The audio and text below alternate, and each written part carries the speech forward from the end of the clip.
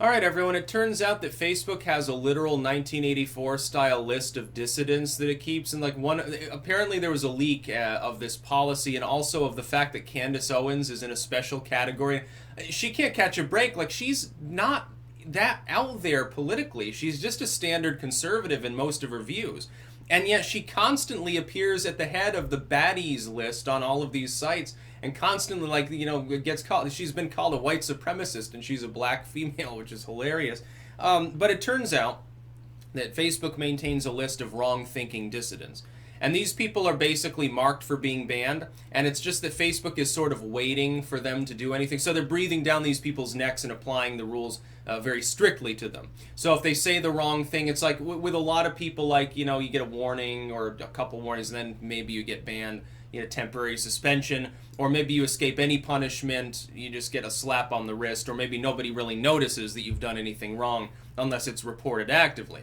But with these people, I guess, if they do anything, like they're being live monitored at all times, and it's like lickety-split within 10 seconds, they can basically be kicked off, zucked on Facebook and Insta, which basically are joined at the hip. It's very funny how most people appear not to even quite understand that Instagram is a Zuckerberg subsidiary. A lot of people still think of it as the old independent Instagram, the old, what was it, Snapchat competitor or whatever, back when that was more of a thing. But no, it's not independent, it's owned by Zuck, which is why it's got extreme amounts of censorship. Instagram and Facebook really are the two worst. Twitter is a close third, I think. I think the best is still like Amazon. They're the least censorious, which should be concerning to people. And Google, ironically, the other one, they prefer to manipulate things with algorithms as opposed to banning people directly, I think. They've taken the quiet route. Although I will tell you, I'm being algorithmically demoted. Yeah, take a look at the Social Blade profile for a lot of content creators that do political commentary. What a coincidence now, isn't it, over the last few weeks especially. But they have this list, and apparently there's an extra special category of people where it's extra credit, I guess is the label. And the idea is if the staffer manages to be the one to ban Candace Owens, like finds something that she's done wrong somewhere on the internet to ban her for, they get like brownie points, I guess, for it, which is very funny. And she's looking into it even legally. Now, I will say that is legal, probably, because right now Silicon Valley is treated with all of the deference. They get the positives of being both a publisher and a platform, and Congress is not doing its job in applying existing U.S. law. It's not applying anti-monopoly laws. It's like YouTube is now labeling Dissenter as malware, which is part of a vertical monopoly, really. Because Dissenter, you gotta understand, Google, a big commenting platform, is trying to prevent another commenting platform from operating by labeling it malware.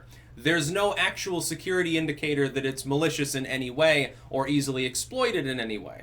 And some people say, well, it's a honeypot. So what proof do you have of this? I keep seeing this claim randomly crop up. I'm not seeing anyone actually show me any reasoning as to why they believe that.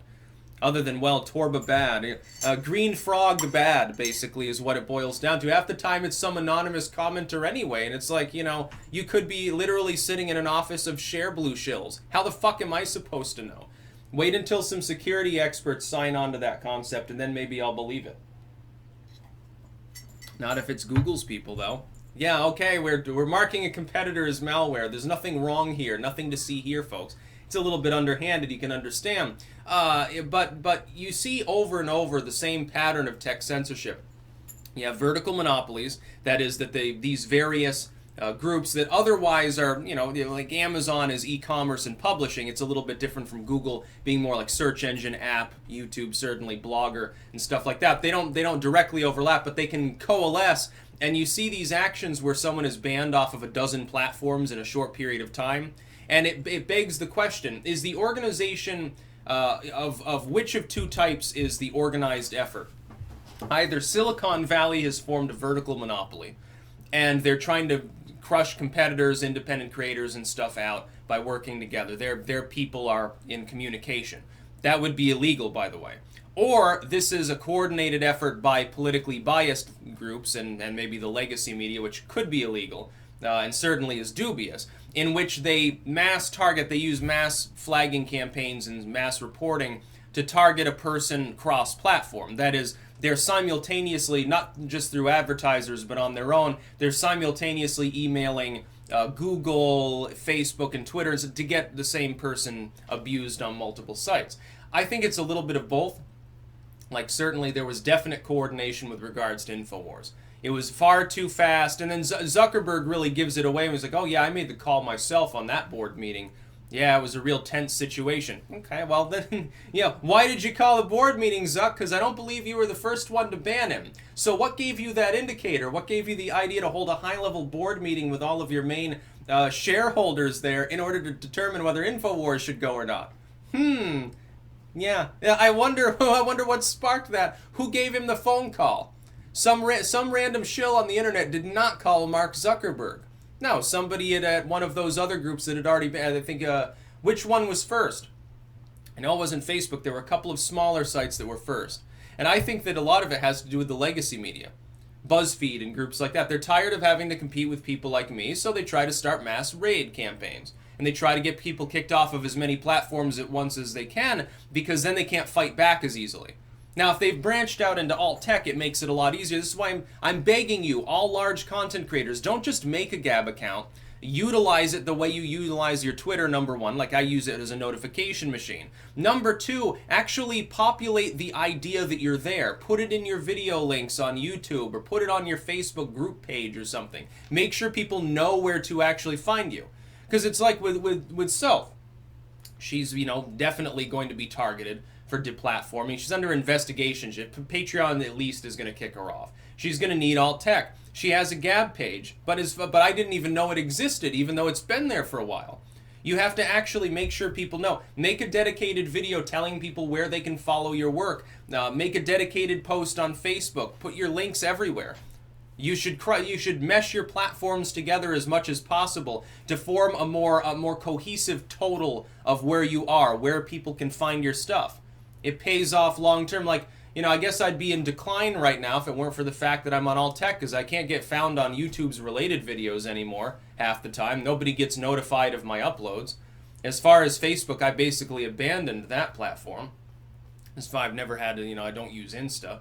And on Twitter, it's like, I'm algorithmically held back there too. Not that matters as much, because again, it's a notification machine. And it's like on Gab and Minds and BitChute and all this stuff, those are actually growing. So, I'm going to go where the party is. And if alt media, if commentary in general is going to be completely precluded from existing on some of these existent platforms, basically, if you have a situation where Facebook is breathing down your neck looking for an active reason to get rid of you, YouTube and Google in general have marked you for algorithmic manipulation so that you can't be found as easily. Twitter is an abusive hellscape of trolling anyway, so who cares about Twitter? You're going to have to use some sort of alternative service. Patreon bans people at the drop of the hat. You saw with Sargon months and months before. He had satirized white supremacists, and he ended up getting banned off of Patreon. And their response was abysmal. And so Patreon began to go into decline. Like, half of the money that I was making on there dried up. Thank goodness Subscribestar exists. Basically compensates for the whole total. Subscribestar is great. The only problem with it is if you're donating smaller sums, it makes a little bit less sense because of the amount that you have to sort of give to Subscribestar to process the transaction. They didn't have a choice. They almost got deplatformed. They have to work with a porn payment processor now. Yes, their fees are higher because they handle higher risk sort of material. Amazing. Unbelievable. So now basically political commentary has to associate itself with like hardcore pornography and stuff. And with, it's just crazy. It shouldn't be this way. The internet was working just fine. The internet's being broken by these big tech firms because Congress can't fucking get off its ass and do something. It doesn't help that most of Congress is too old to turn on a computer.